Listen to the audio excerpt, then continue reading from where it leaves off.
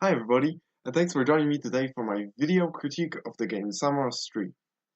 Now this is a point-and-click adventure game made by the Czech studio Amanita Design, and was released in March earlier this year. The general story of the game is this. The protagonist wakes up one day to find a clarinet of special properties lying in his front yard. He then decides to build a spaceship and explore the planets around him. On his journey, he learns of a body that has been terrorizing nearby planets and decides to deal with him.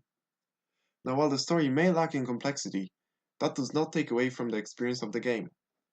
It is the atmosphere, created by the combination of audio and visual, as well as interesting puzzle design, that make this game enthralling. Now, in terms of the visuals, the Samorost series is renowned for its strange, intriguing art style.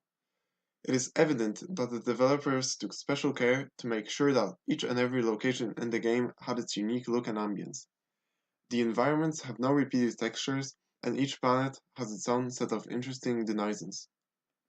The soundtrack of the game does a great job of complementing and adding personality to each location.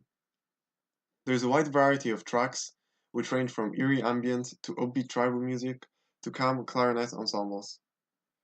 Because the theme of the game is very musical, the developers added a really nice touch in the form of collectibles.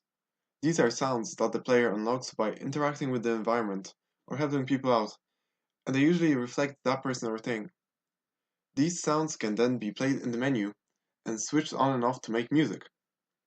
This is one way to keep the player playing the game after the main story has ended, as it requires the player to backtrack to certain areas in order to get sounds that were previously inaccessible. The gameplay is centered around solving puzzles and clicking around the screen to see what can be interacted with, and what effect that will have. There are usually certain spots on the screen, and if you play your clarinet at them, you will be given hints on how to progress, get a collectible, or see a bit of backstory as to what happened. While most of the puzzles are fun and mildly challenging, there are ones that I felt were a bit abstract and frustrating.